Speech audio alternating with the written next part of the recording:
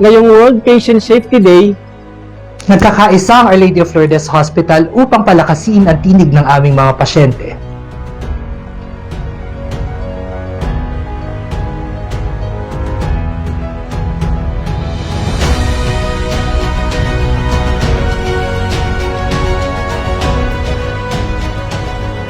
Dahil bawat kwento at bawat karanasan ay mahalaga.